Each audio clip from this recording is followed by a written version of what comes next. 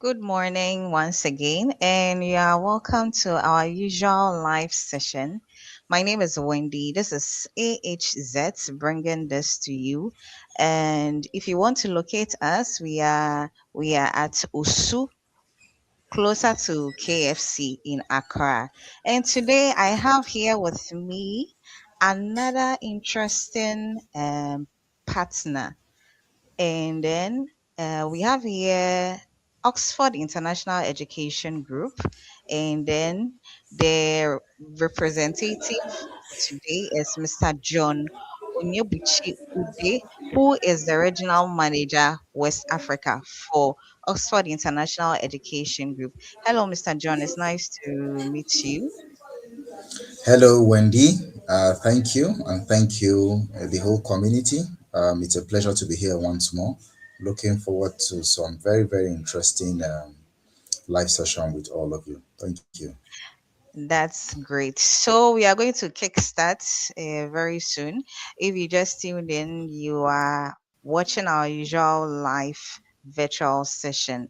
So I'll start quickly now. This is Oxford International Education Group. What is it about exactly? Is it a university? Is it a school? What is it? We want you to clarify that for us, please. Okay. Thank you very much, Wendy. As I said, John, work with Oxford International Education Group.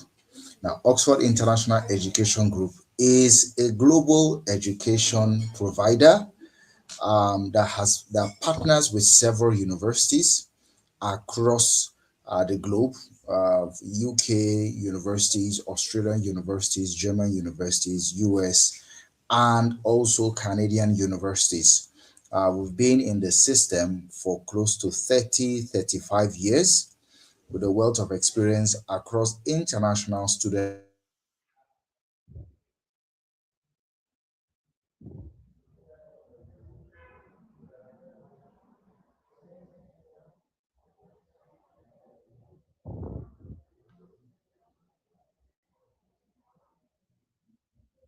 How much do you really know about the UK?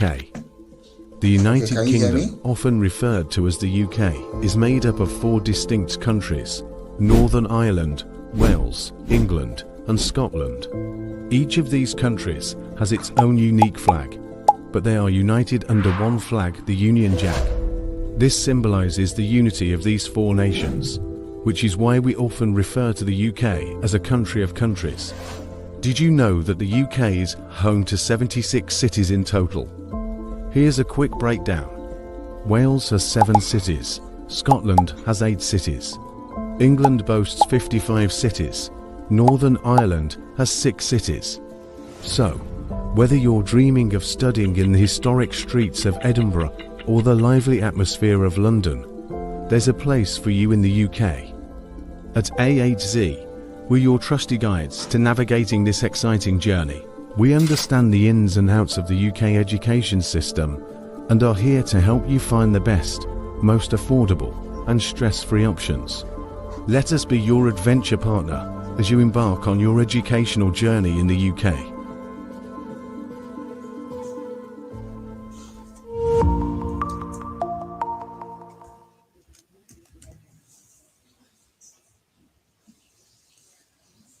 Okay, so if you are Okay. just joining us, this is 𝐻𝐧 again. We apologize for the break, and we are here with Oxford International Education Group, and we're just discussing what Oxford International Education Group is about, whether it's a college or a university. So, Mr. John, can you please clarify that again?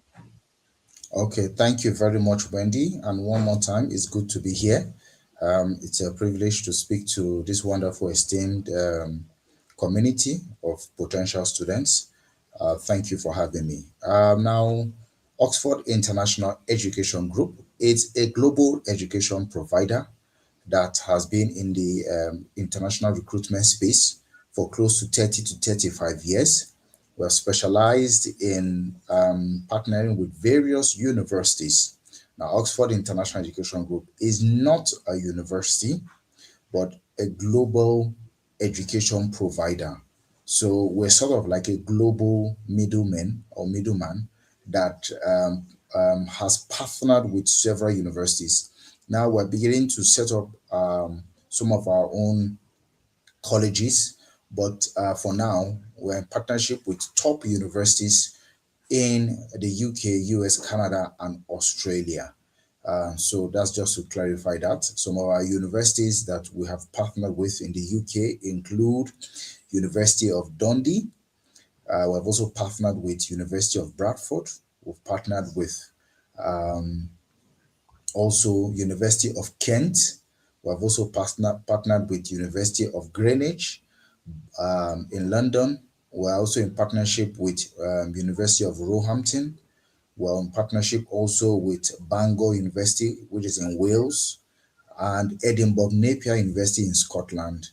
HSU, that is Health Sciences University, that specializes in global healthcare management, and University of Winchester, which is in Hampshire, also in partnership with Lincoln Bishop University. So as you can see, we have close to 13 or 14 universities that we're partnering with, both for direct admissions and pathway admissions. So just to give more emphasis on what the difference in these different programs are. For pathway universities, these are programs that are specialized for students who are who have obtained a WASI certificate, that's the West African Examination Council certificate in Ghana, who have also a NECO from Nigeria, who have a baccalaureate or a high school diploma rather.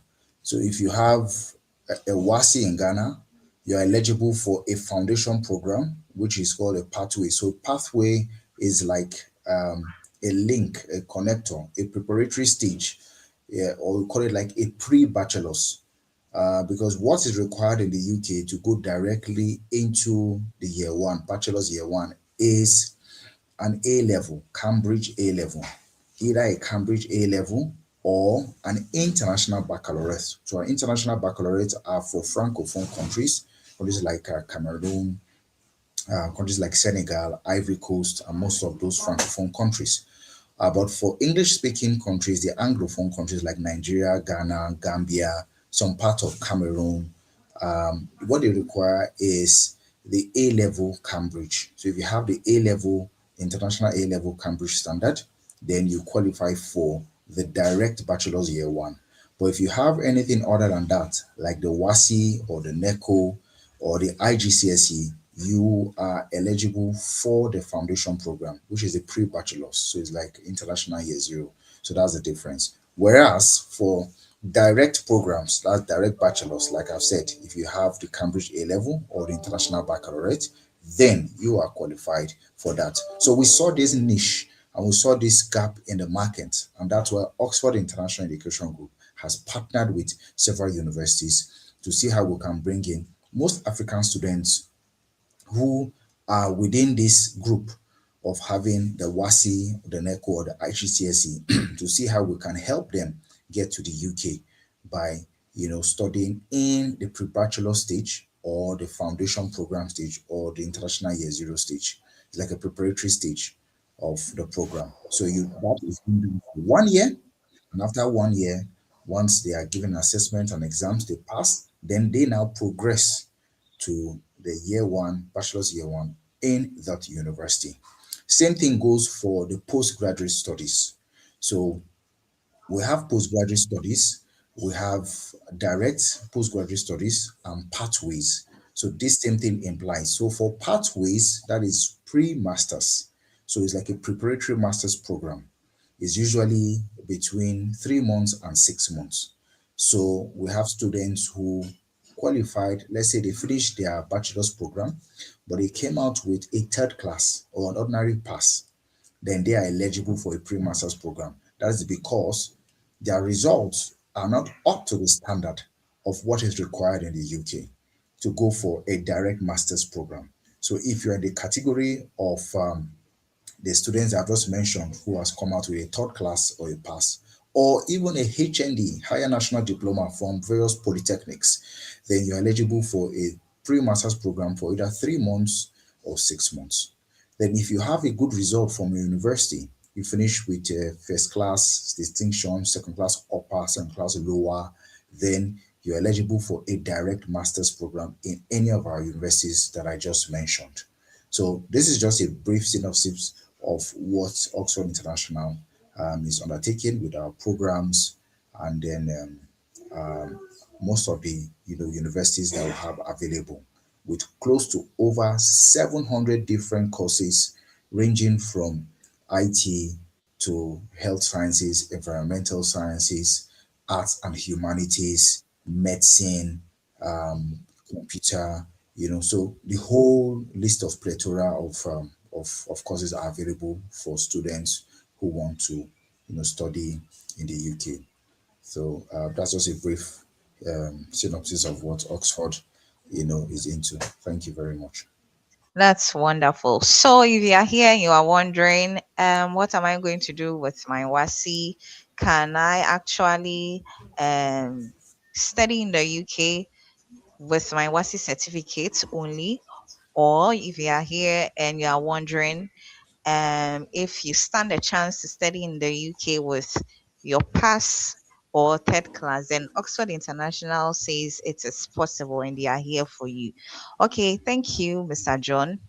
Again, we know that September intake is almost at the corner here.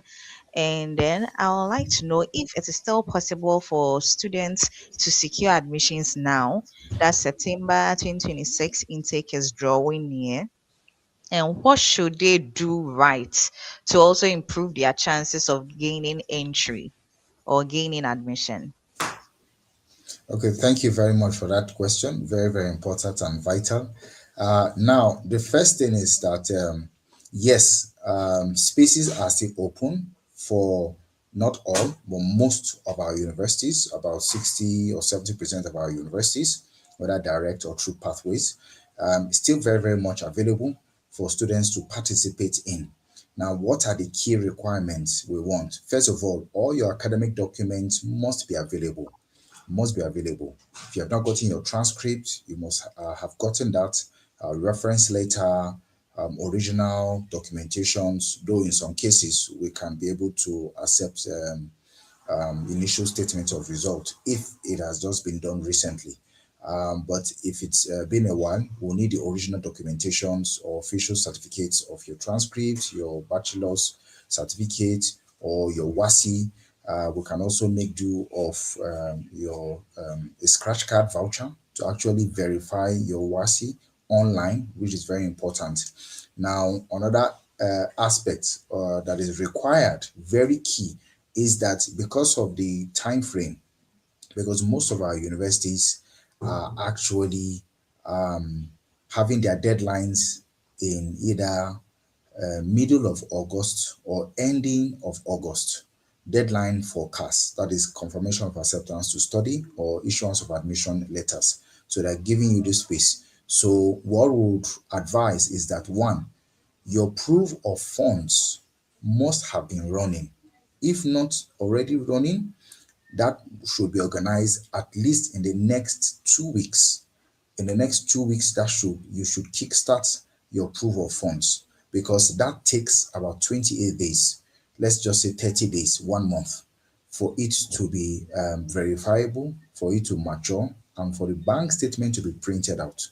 So, like I said, I'll say again, your academic documents must be ready, and then your proof of funds must be running already, or worst case scenario, in the next 2 weeks should kick off, so that by the middle of August it's mature and you can print that, because that is a key requirement for your admission process for your CAS to be issued.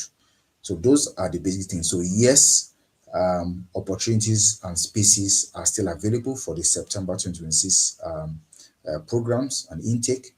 So this is a golden opportunity for you. Thank you. Okay. So again, many Ghanaians wonder whether when they look at their budgets, if they can actually travel and study in the UK.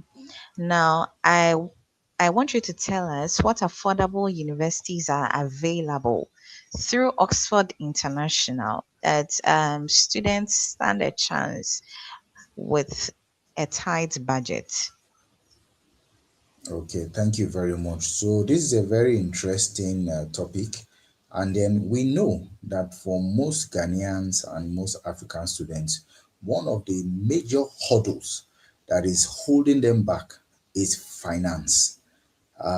Access to finance, sponsorships from family members, availability of funds.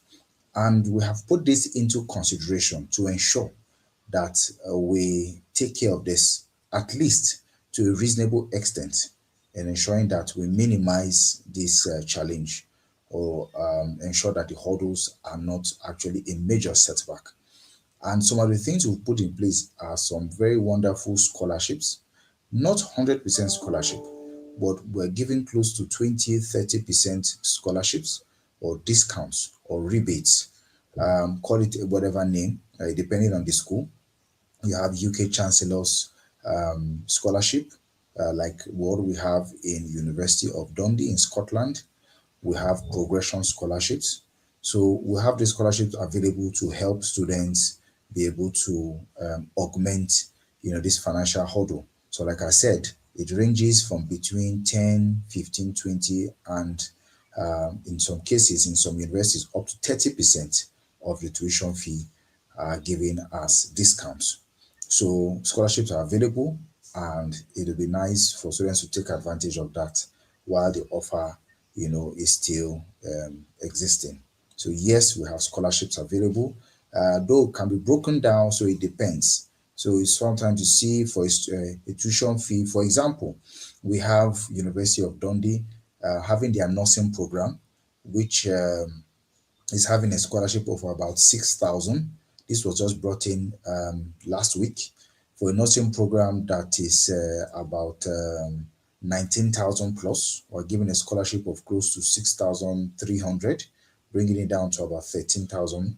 I think that is a mouth-watering opportunity, where you have some other universities having bachelors in nursing, either adult nursing, mental health nursing, or child nursing, for 17,500, 19,000. So these are very competitive tuition fees, are very competitive scholarships that you can also take advantage of.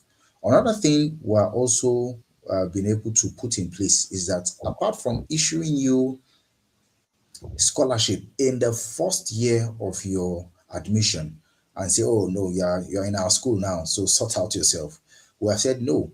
Even progressing to the next year, we know that it's not going to be easy, because your parents are back home. Yes, they may be sending you some stipends or some allowances, but we want to ensure that students are at least financially viable and able to pay their fees. So we have what we call progression scholarships.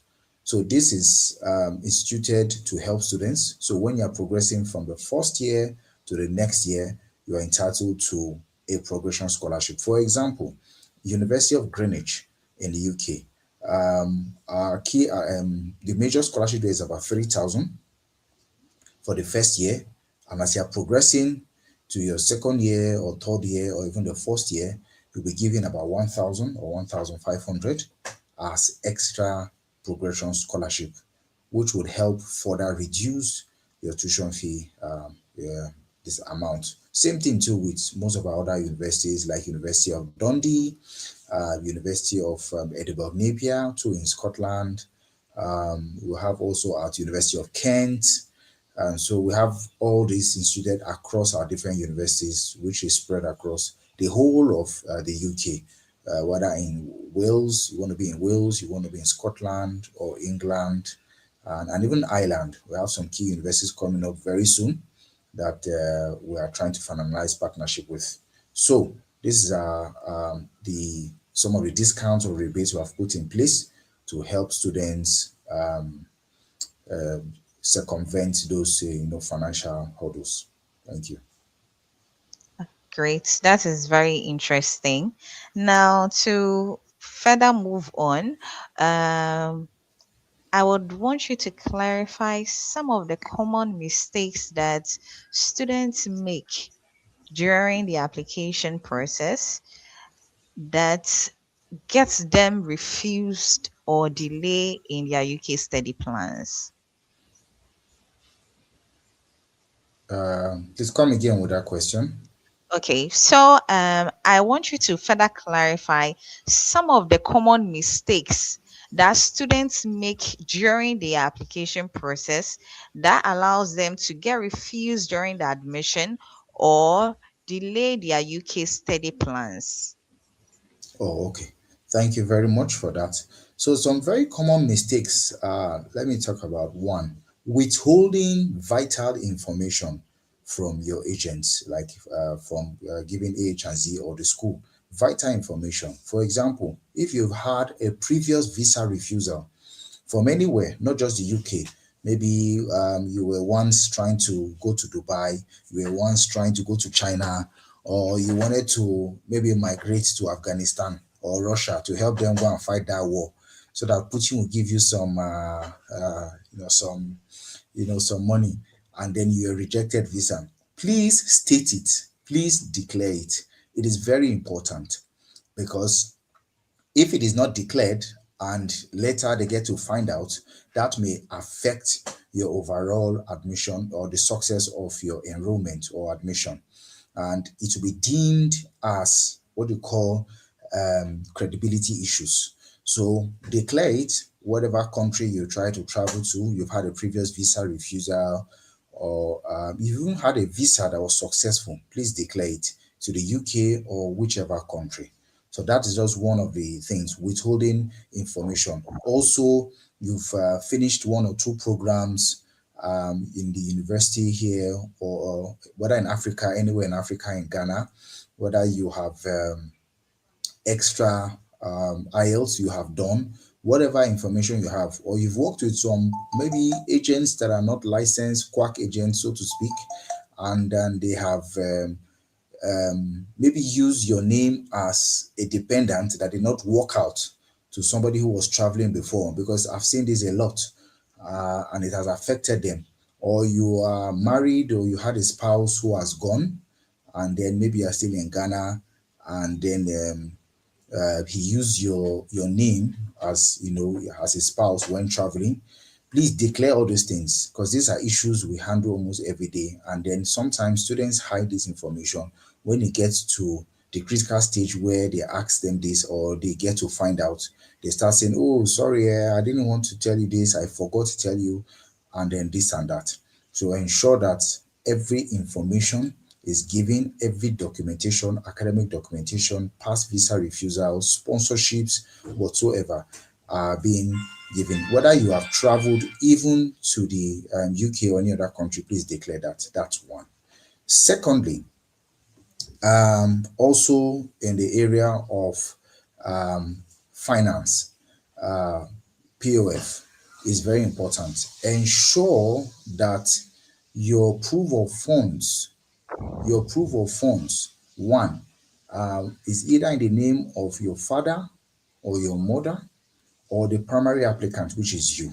It is very important. Ensure that you get the appropriate information. Ask questions from your agents. How much is required to be in the bank account? How much would my dad or my mom or myself need to put in the bank?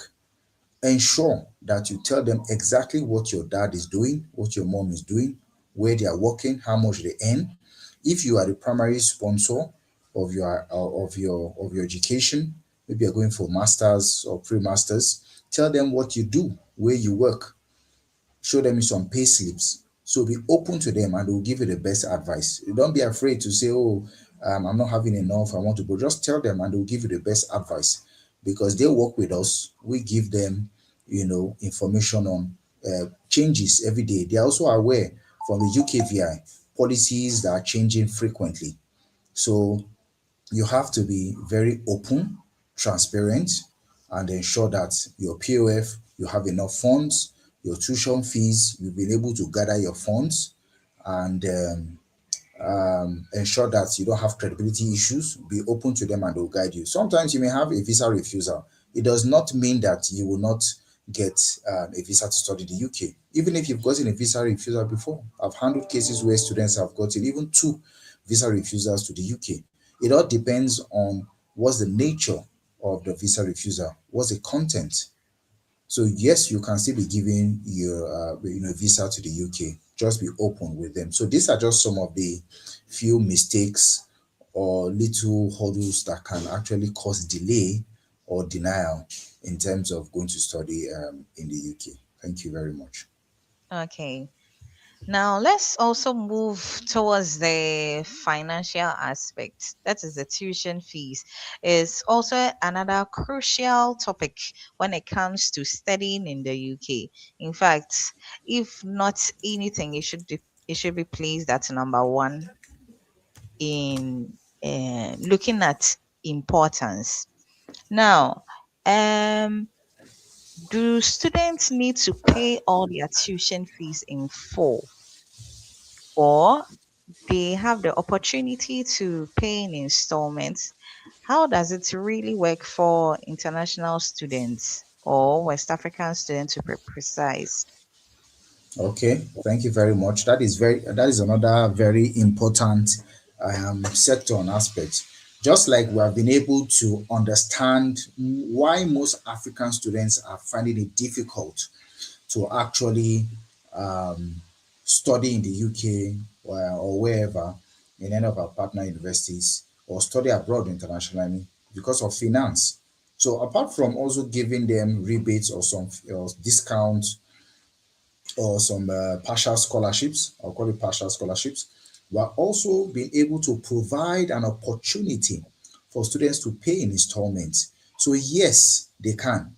Now, I can say almost 100% of all our universities, more than 17 universities only in the UK, don't or will not ask for full tuition fee payment.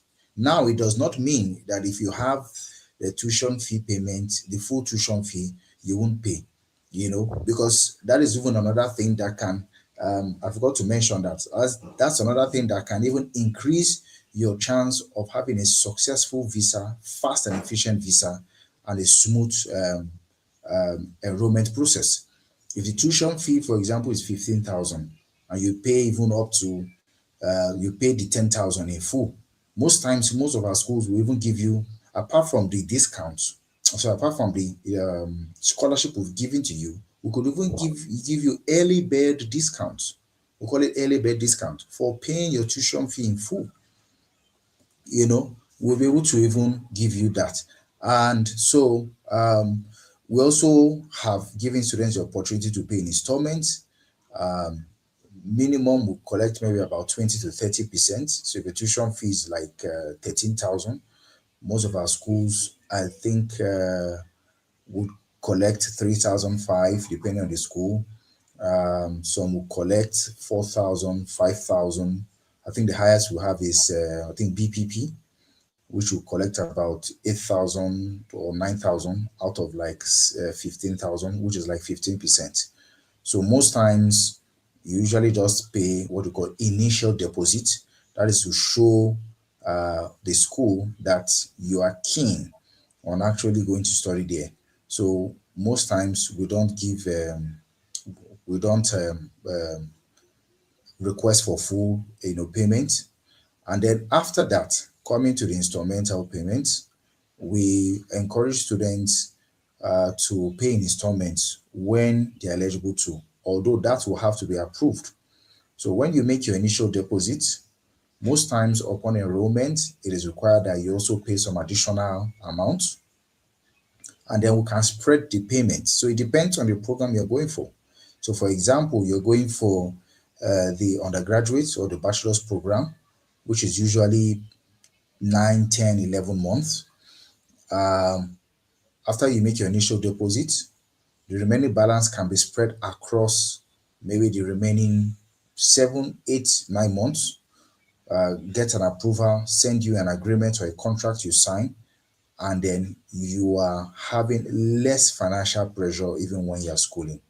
So instead of you to have paid the remaining balance of, let's say, about 12,000 or 10,000 at a go, you'll be in school, and every month you can be paying just maybe 1,005, 1,007, depending on how the contract was broken down, or depending on how the funds were actually staggered over that period of time. Same thing too for the postgraduates. Though they have a shorter time, those who are going for, let's say, pre-masters, 6 months or so, we give them maybe 3 months. Those who are going for 3 months pre-masters, we give them just maybe a month or two.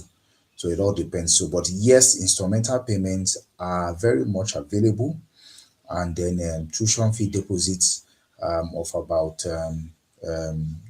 20-30% are what we encourage. But again, if you are able to make your full deposit or your full tuition fee payment, that also, I'm not saying 100%, but it also goes a long way in giving you a better chance of having a faster visa and a faster enrollment process. Thank you.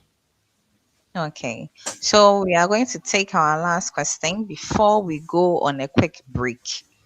What should students actually consider when choosing a university to make sure it aligns with their career goals or future employment opportunities? Um, with a career goal as a reference, using a career goal as a reference, what should students consider before they choose a particular university? Thank you very much. Very interesting question. There are a number of things students should consider. Number one, when you're talking about career goals, even from the undergraduate level, whether they're going for their foundation program or their bachelor's program, what is key is, like we always say in Africa, what do you want to become when you grow up? What do you want to Yes. do when you grow up? So, oh, I want to become a doctor. You have finished your high school or your secondary school in Africa, Ghana, Nigeria, wherever, and you are looking towards going into the university. Which aspect are you good at? You should look at courses you are good at. Or you finish from the sciences sector or the sciences part in your secondary school, or social sciences or arts. So if you finish from the science sector, you should be considering looking at things like engineering, IT, and all that. So course determination matters a lot, especially when you're putting your career aspirations into perspective. Your courses are very important. So number one, a lot of research should be carried out. And with the help of your parents or your sponsors or even your agents, like AHD usually, help students out. So you should ensure that you do a thorough research. Oh, look, I finished from so secondary school or so high school from the sciences, sciences department or sciences sector. I'm good at IT. I'm good at medical aspect, health related aspect, nursing, and then the first thing is do a thorough research. So what schools offer the best courses or programs for sciences for you? What courses would you want to go if you want to go for sciences or art or social sciences? Research should be done there. Even personal research. I've seen students who come to their agents to say, look, I've researched on artificial intelligence. I've done my project. I see that University of Kent is one of the best schools that are offering this program. So you have to do your research on your course and the various modules.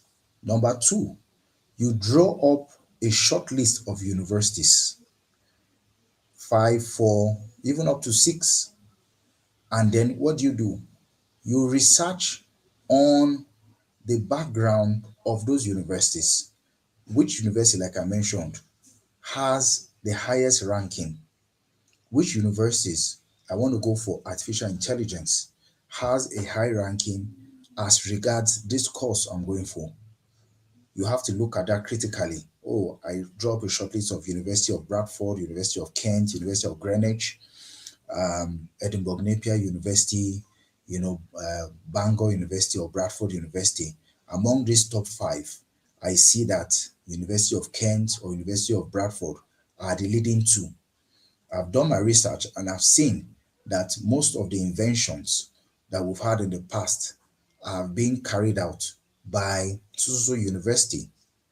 So university have been able to consistently bring out good results on research-based methodologies on this program, on this course that I'm looking towards.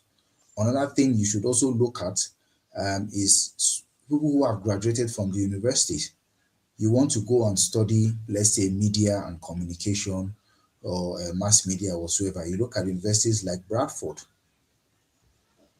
You see past people who have worked in the BBC UK branch, people who have worked in CNN, people who are in the media space, global celebrities, global icons in the media space have graduated from so university, University of Bradford, University of Kent, and all that.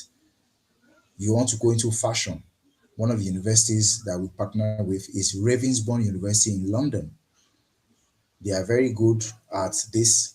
You have people like Stella McCarthy who have graduated from there. So you do your research on the universities, on the alumni, people who have graduated from there, top alumni. That would inspire you. That will give you more information on where you are going to. So research is very important. You have to ensure that you keep this into perspective. You do this. You could do this with the help of an agent, your parents, to help you out, so that you know that I have planned already. Not that the agent just chose it to university. Come, Charlie, take this one, or just go and study. Come and pay school fees. You are passionate about that course. You love sciences. You love art. You love social sciences.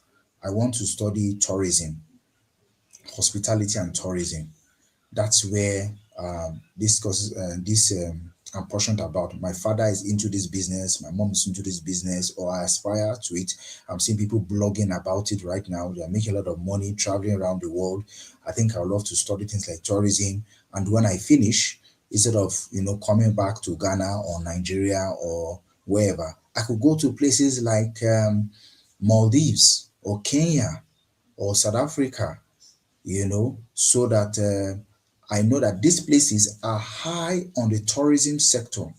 Their tourism revenue is very high. I would love to go to these countries to improve my skills and knowledge.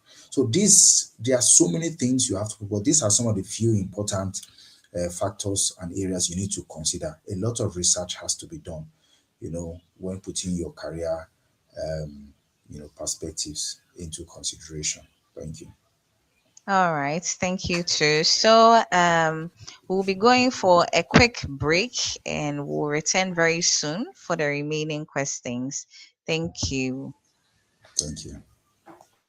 In a world brimming with opportunities, where will your educational journey take you?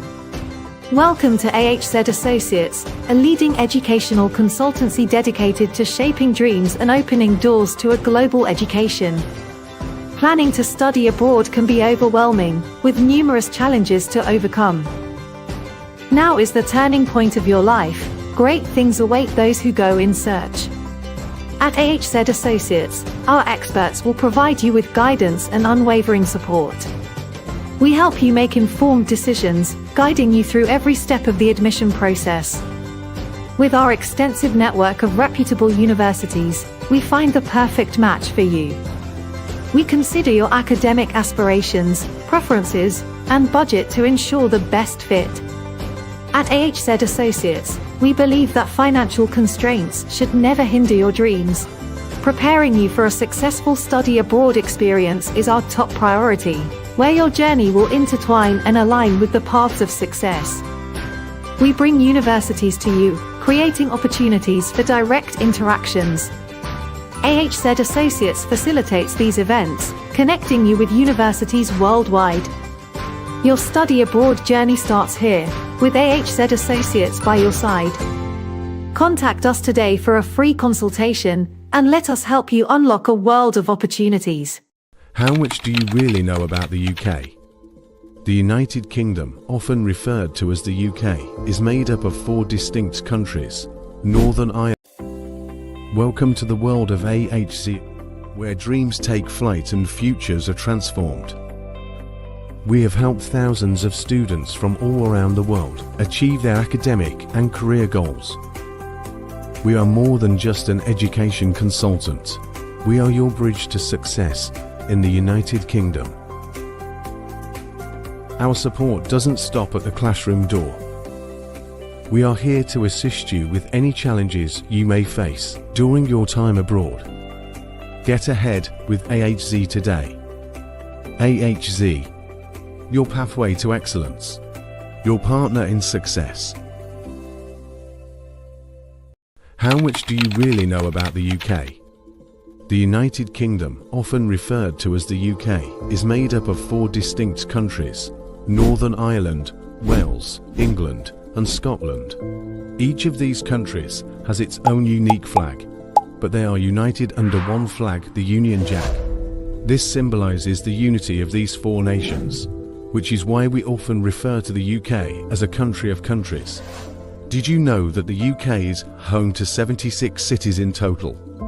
Here's a quick breakdown. Wales has 7 cities, Scotland has 8 cities, England boasts 55 cities, Northern Ireland has 6 cities. So, whether you're dreaming of studying in the historic streets of Edinburgh or the lively atmosphere of London, there's a place for you in the UK. At 𝐻𝐶, we're your trusty guides to navigating this exciting journey. We understand the ins and outs of the UK education system and are here to help you find the best, most affordable, and stress-free options.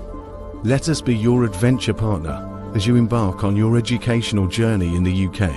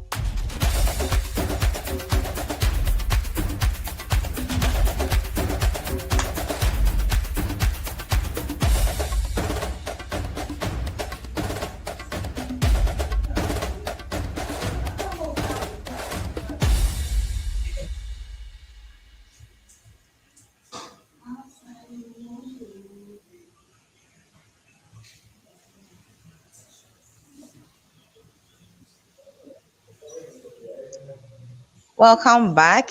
And if you just joined, this is our usual live session. This is 𝐻𝐧, UK University representative. And to be specific, this is the Accra branch. We are located at Osu, closer to KFC. We also have branches in other countries as well, including Nigeria, and then our head office is also in UK. Now we have here Mr. John Onyebuchi Ude, who is the regional manager West Africa for Oxford International Education Group, and we're discussing briefly about um, some of the fantastic opportunities that Oxford International Education Group has to offer mostly West African students.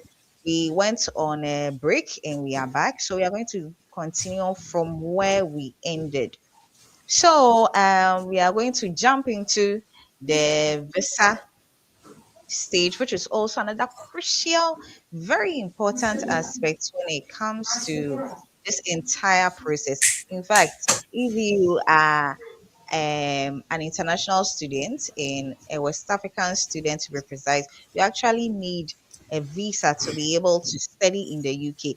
If you are not already in the UK, if you are not already in the UK, then you actually need a visa to um, go and study in the UK. And I know most students are also concerned about getting visa approvals as well. So, Mr. John, what advice would you give um, West African students who actually need visas to go and study?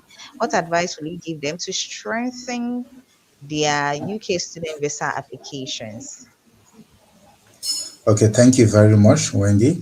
That's also a very, very crucial aspect when it comes to your questions to study in the UK. Number one, like I said, you must declare if you've had any previous visa refusal. It is very important. State it and declare it to your agents so that in your application process or your application form, it can be stated there. Be very transparent if you've had any issues with your travel or any immigration authorities before. It is very, very important. And then another thing is that when you want to pay for the tuition fee, like I said earlier on, one of the things now that can give you a stronger or a better chance is if you either pay in full or you pay above what is required as a minimum deposit. So if your tuition fee is 15,000, for example, and they're required to pay 3,500 as the minimum deposit, it is sometimes advisable you either double that or triple that. So you could pay 6,000, 7,000, if possible.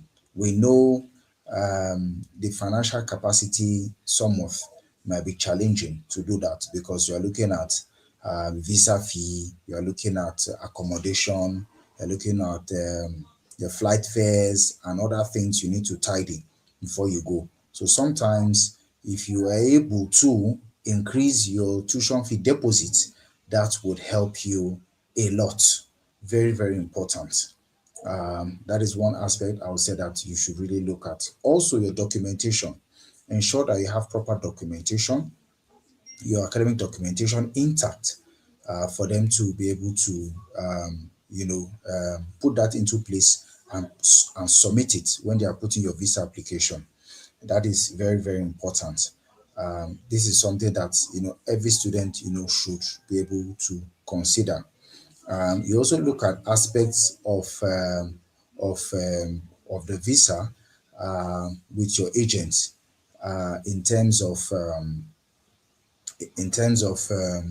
ensuring that your funds in the bank. This is another aspect.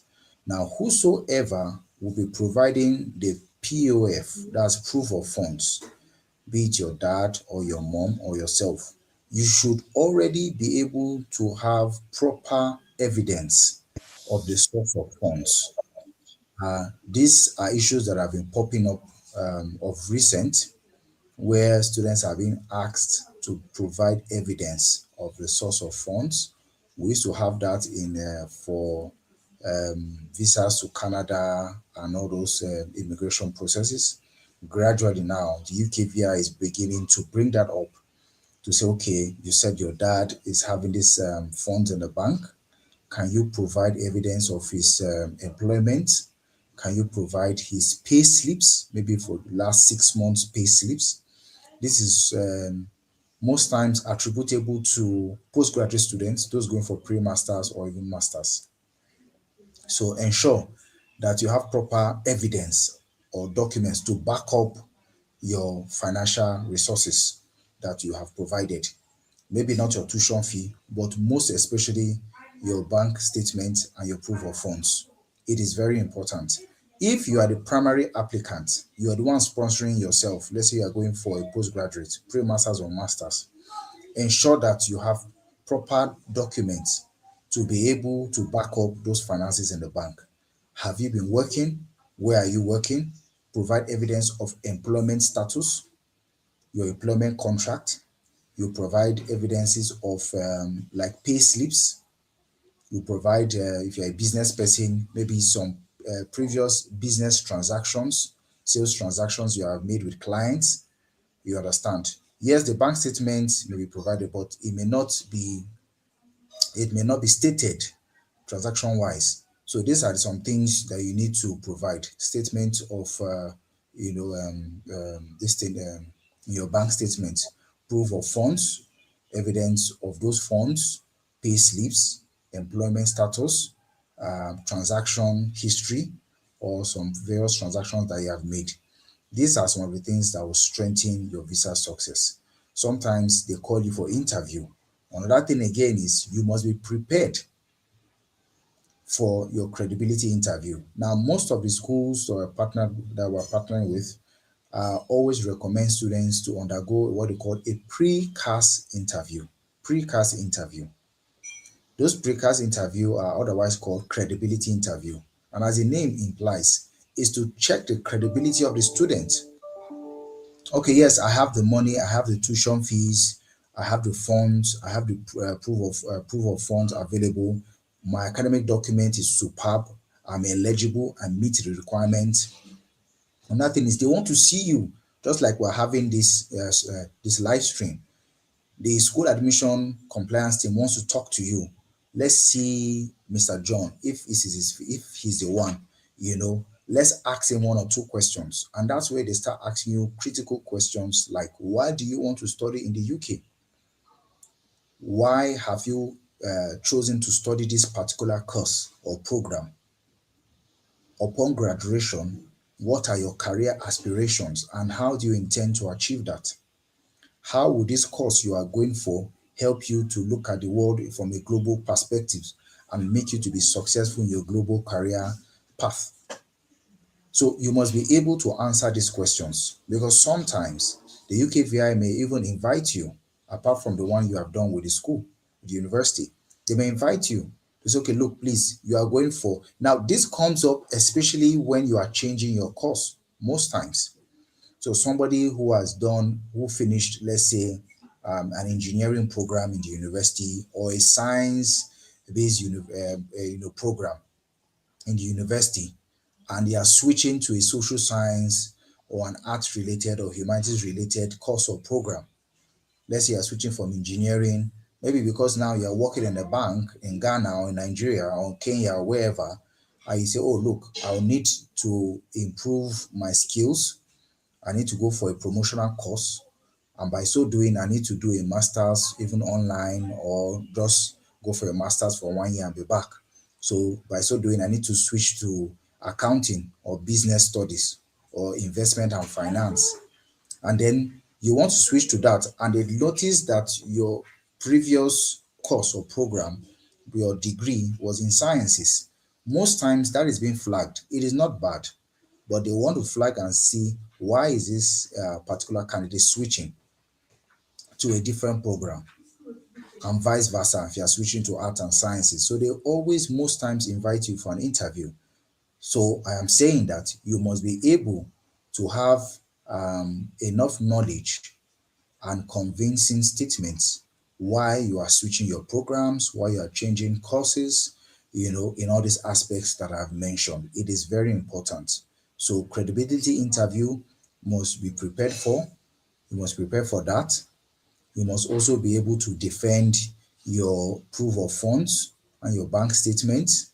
And you must also declare your travel history, whether you've had a visa before, you've traveled, or you had a visa refusal or whatsoever. So these are the key things that must be put into perspective, for you to ensure a successful, visa issuance. Thank you. Great. So hopefully students has taken Mr. John's advice and they have done all what is required of them, and they have gained their visa.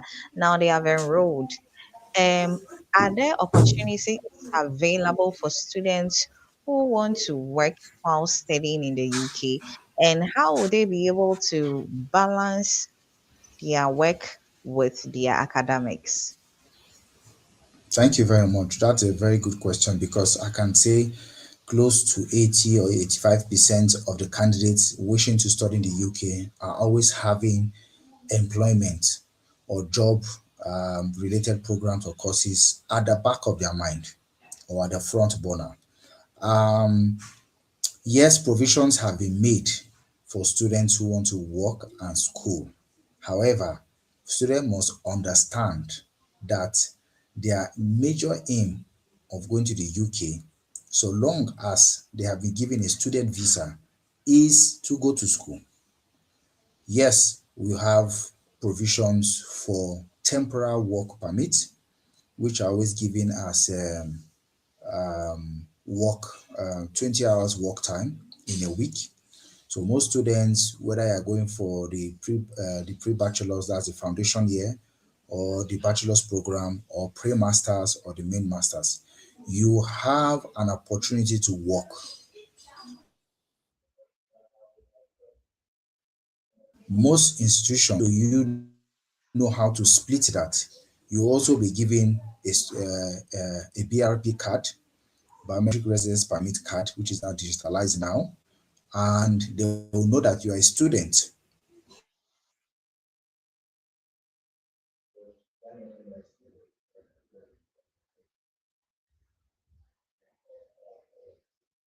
While working is limited. Okay, so you must ensure that you have the mentality that you are going there to school first. While you are working, you are given opportunity to work within those hours allocated or allotted to you. And then you must make sure that you attend classes. You work and you are given stipends. It's not like a full salary. Stipends, because you are paid hourly. They have a wage limit. They have a wage rate that are being paid to students, and that is what you'll be given while you're working. Again, I must stress here that please, if your aim is to go to the UK and say, I've not been able to pay my full tuition fees, I'll pay 50%, and when I get there, I'll be working and then use that time or the money to be able to complete it. That may be a grave mistake, because keep in mind that what you are being paid while you work are, I call them stipends. It's just a small wage that will not be enough to pay for your tuition fees. It is just for you to just take a bus, just for you to make some calls, pay for your phone bills, little phone bills, few things like electricity bills, buy some snacks or some little foods, but will not be enough to actually pay for your tuition fees. Keep that at the back of your mind so that you can reorient your mentality and ensure that you don't make that mistake. So yes, you can work while schooling, you are given time. However, it is not a major job where you're being paid a huge amount of salary. All right. Okay. So, for parents who are watching us today, what reassurances can you give them regarding their students' safety, or let's say their children's safety, considering the fact that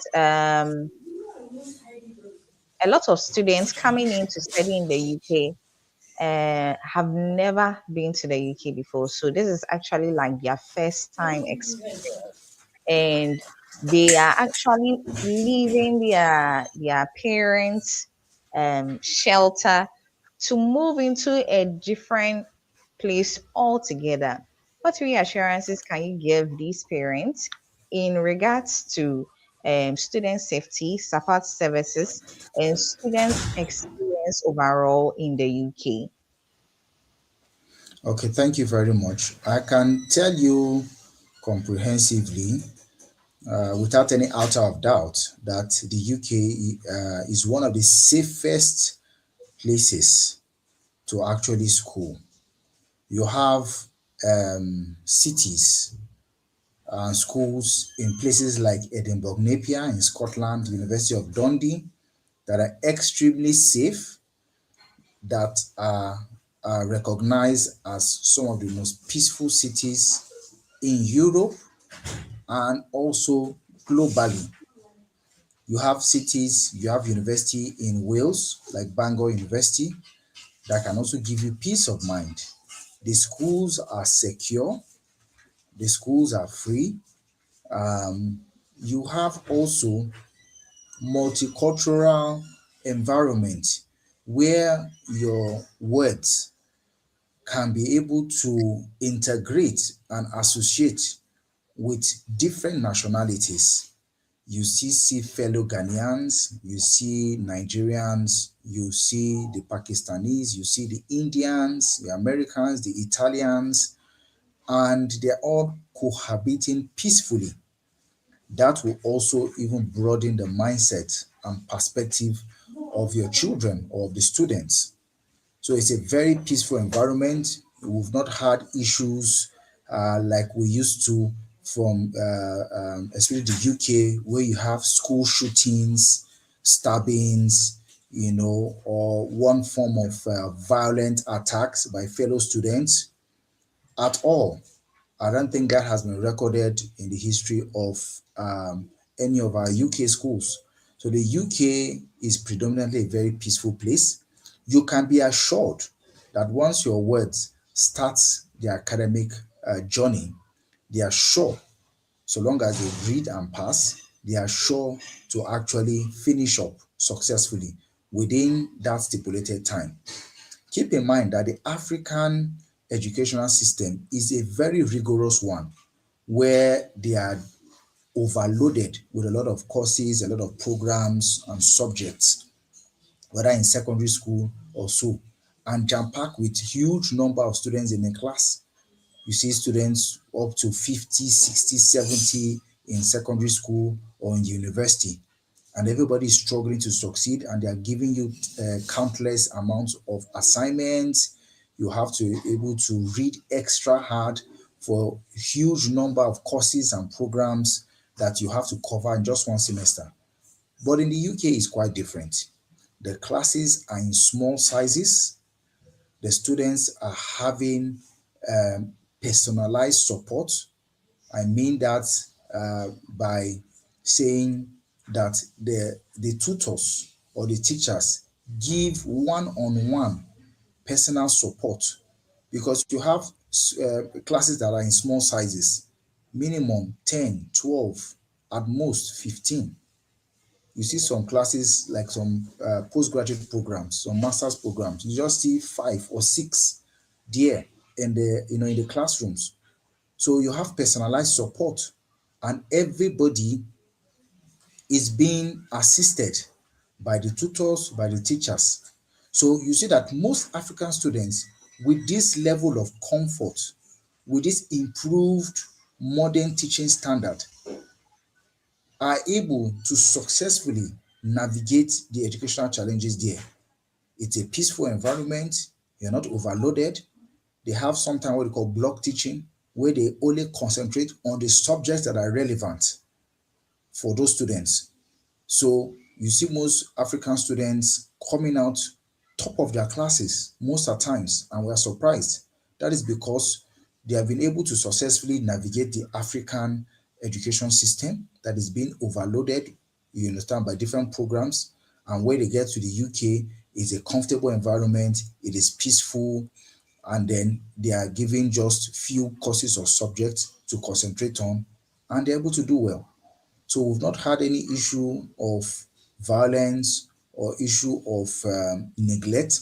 You also have different clubs and associations like the Business Relations Club, you have the fashion clubs, you have different clubs and associations where students can join or can be part of, to help them get more skills, to help them get more knowledge, especially global perspective and career perspective on what their area of study looks like.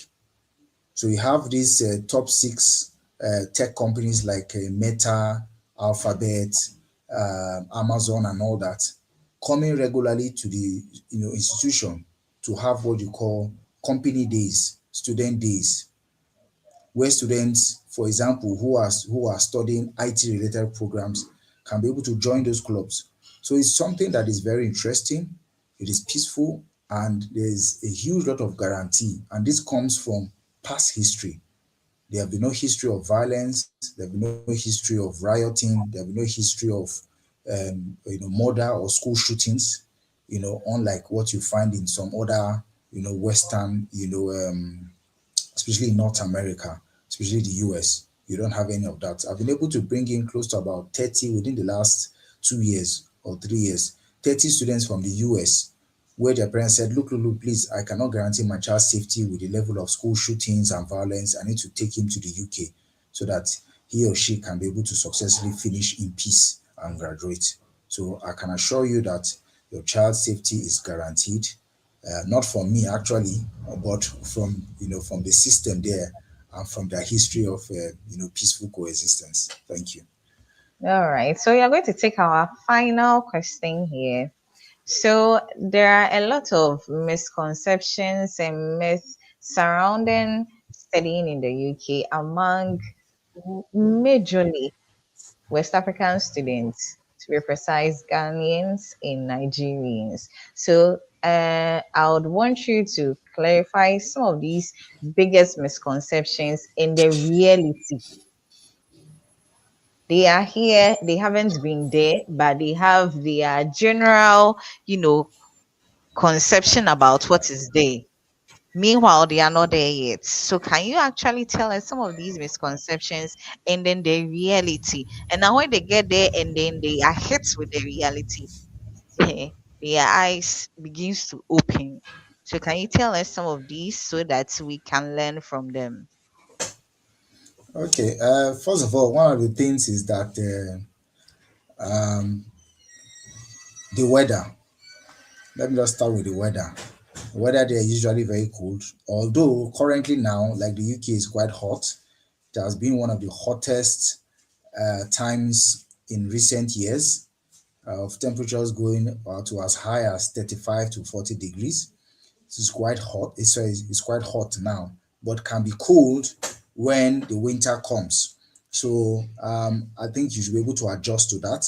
And then also um, thinking that the UK is like Africa, where you are free to do anything you want to do, and then you talk to people the way you want to talk to them, you act the way you want to act, and all that.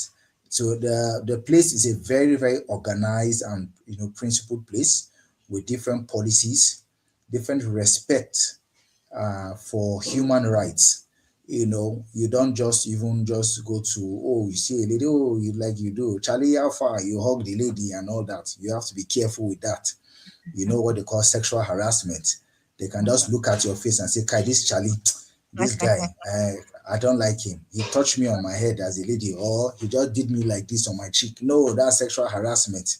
And before you know, Oga, they'll just carry you, go and put in a jail and sue you for sexual harassment. So these are the things you should please consider. Have respect for human. Even what you say, you may not even need to touch. You can just look at, oh lady, fine girl, how you did? No, please, you don't.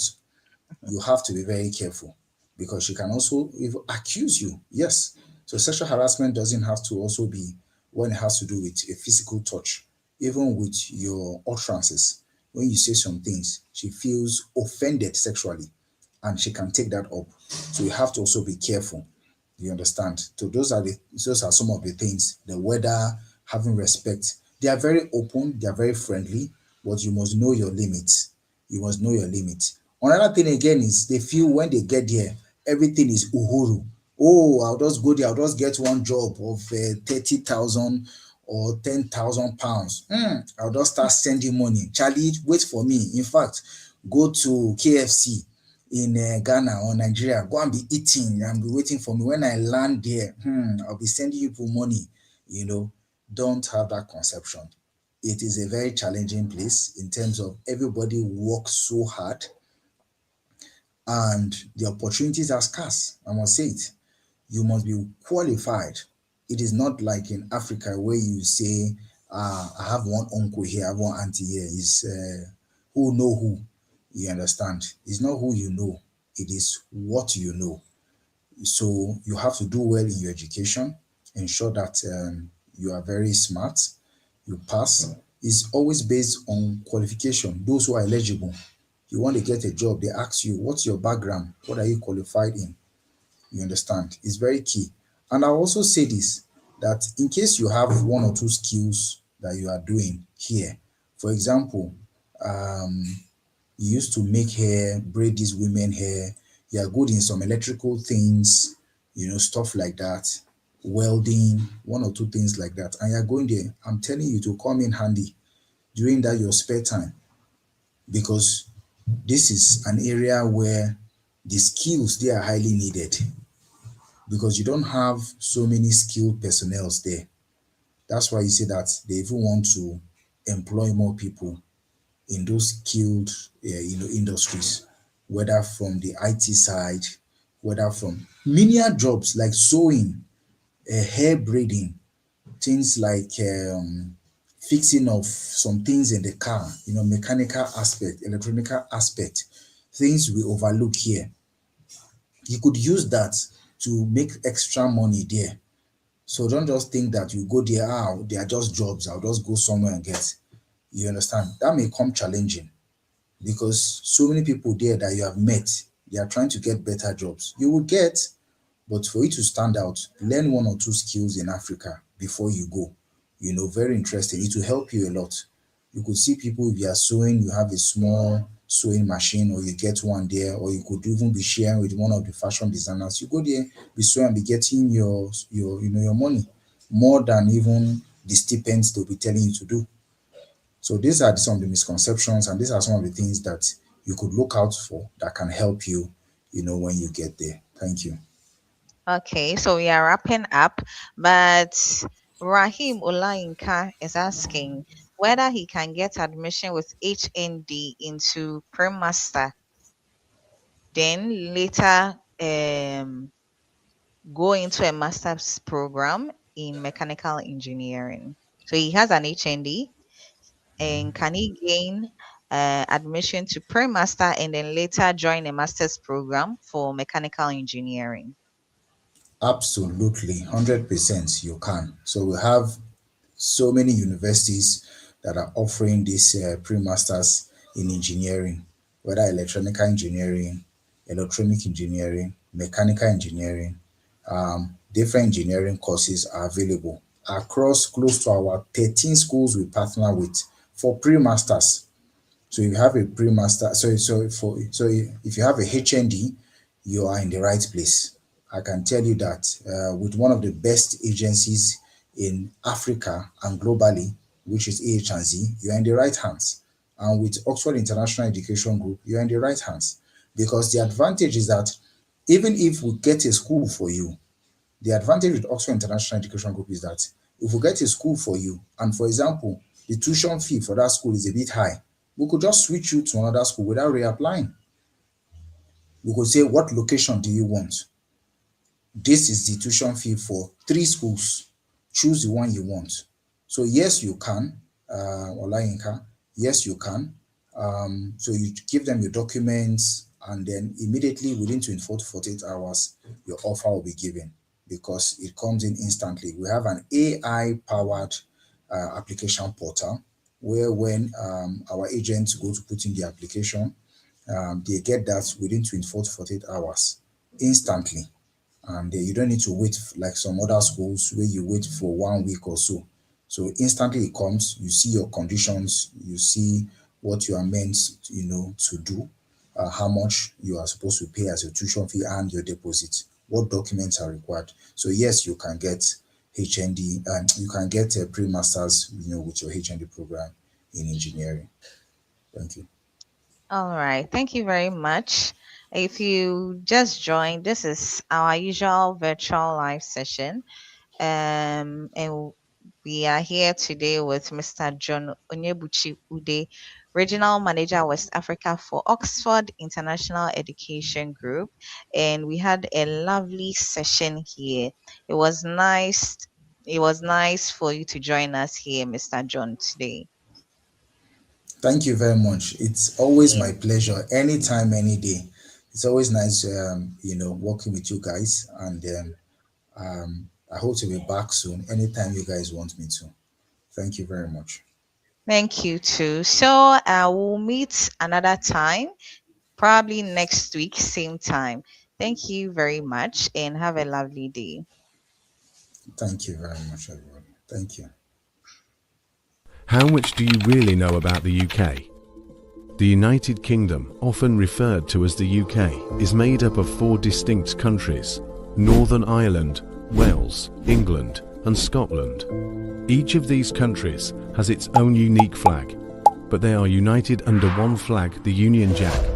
This symbolises the unity of these 4 nations, which is why we often refer to the UK as a country of countries. Did you know that the UK is home to 76 cities in total? Here's a quick breakdown.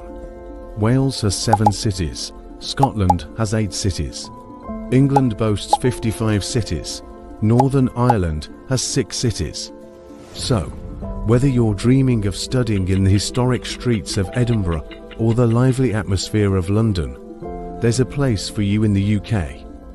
At 𝐴𝐧, we're your trusty guides to navigating this exciting journey. We understand the ins and outs of the UK education system and are here to help you find the best, most affordable and stress-free options. Let us be your adventure partner as you embark on your educational journey in the UK.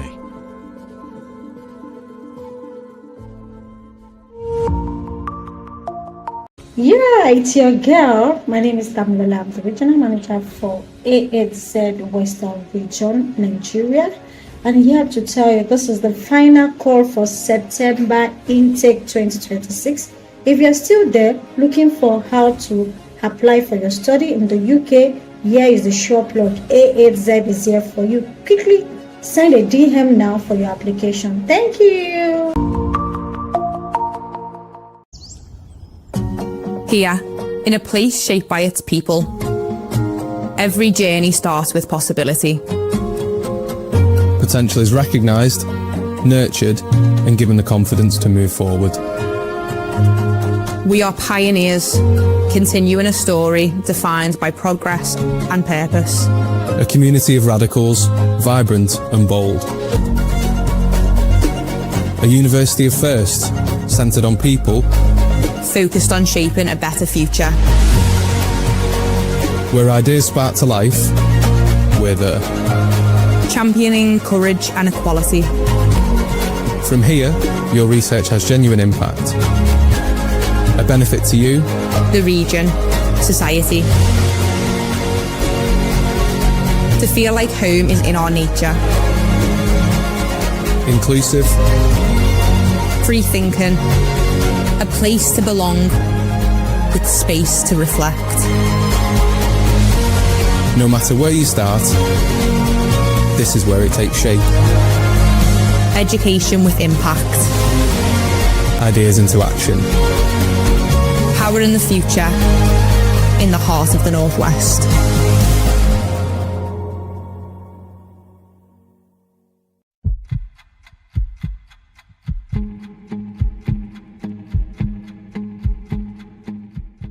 Providing a supportive environment for our diverse students is really crucial to their success and a key part of our strategy here at the university. And we've got multiple long-standing schemes, including our peer-assisted learning scheme, our writing cafe, student digital champions and our Hello project. So the Hello project is a social project which is aimed at welcoming new students into the university so they would have a more smooth transitioning into the university style of life. But not only focusing to academics matters, is much more than that. But it's focusing on the social aspect of it. So it's us, the students that already know how the university works, how the city works, welcoming them into our environment. The Student Digital Champion team helps to support access to the technologies that students have available to them as part of their studies and helps to improve digital literacy across our campus. We run regular pop-up sessions in our library through the Student Hub and the Writing Cafe, and we also run bespoke technology service sessions such as for the statistical analysis software RStudio or for coding with things like Python. The primary benefit of the Writing Cafe is that it is a peer-to-peer service because it's not threatening, it's not scary. Just get people wandering into the library to take a look and see the Writing Cafe and they think, hey, that might be useful. PALS has a lot of really great key benefits for newly arrived students, especially international students. Specifically, it's about immersing yourself in a community and talking to people that you might not have necessarily talked to in lectures. It forces you into an environment where it's really interactive and you learn a lot of new things about the course. It's especially good for things like learning about the new life here at Plymouth and maybe answering questions that you wouldn't necessarily feel comfortable to talk to academic staff about. So the newly arrived students benefit from the Hello Buddy project in the sense of like building confidence, talking to people, improving English language, being familiar with the university and Plymouth because it's a new environment for them coming up from an international country. So they just really become confident and comfortable with talking to people and the environment around them. Before the Writing Cafe, I actually felt quite isolated within university. I'm not very good at making friends. So joining the Writing Cafe made me kind of meet new like-minded people in my colleagues, but also I got to know the students who I began to kind of see more regularly. And now if I see a regular student who I've seen a few times, I'm really able to have a chat with them and learn about them, their course, their kind of academic writing style. And from there, I feel like I've really benefited in actually just feeling like I belong at the university and that I've joined a community who really are out to kind of help one another and really be there for one another through the entire experience and journey. I have benefited immensely. It has expanded my empathy in the sense that when I get to talk to students, I am aware of the challenges they may face, and it's also very rewarding to give them advice or be able to point them in the right direction and see the relief, and perhaps later they come on and say, you know, thank you so much. School. It's supposed to prepare you for life, but what kind? Get a job, put your dreams on hold. I chose me. I'm alright. I didn't leave home. I found a new home. Come on in. Joined a team. I was asking about today. Learn there's more than one way to see the world. I found my people. People who picked me up when I was down. Deep breath. Pushed me when I thought I couldn't go on. So, we're just gonna get this started straight away. And help me achieve the things I never thought I could. 28, 29, 30 and you're done. Well done. People showed me that what you learn in books is just the start. People who opened doors for me. And helped make the end of university a new beginning. It's our goal to help every student reach their goal. Apply now and find out what you're made of. In a world brimming with opportunities, where will your educational journey take you? Welcome to 𝐻𝐳 Associates, a leading educational consultancy dedicated to shaping dreams and opening doors to a global education. Planning to study abroad can be overwhelming, with numerous challenges to overcome. Now is the turning point of your life. Great things await those who go in search. At 𝐻𝐳 Associates, our experts will provide you with guidance and unwavering support. We help you make informed decisions, guiding you through every step of the admission process. With our extensive network of reputable universities, we find the perfect match for you. We consider your academic aspirations, preferences, and budget to ensure the best fit. At 𝐻𝐳 Associates, we believe that financial constraints should never hinder your dreams. Preparing you for a successful study abroad experience is our top priority, where your journey will intertwine and align with the paths of success. We bring universities to you, creating opportunities for direct interactions. 𝐻𝐳 Associates facilitates these events, connecting you with universities worldwide. Your study abroad journey starts here, with 𝐻𝐳 Associates by your side. Contact us today for a free consultation, and let us help you unlock a world of opportunities.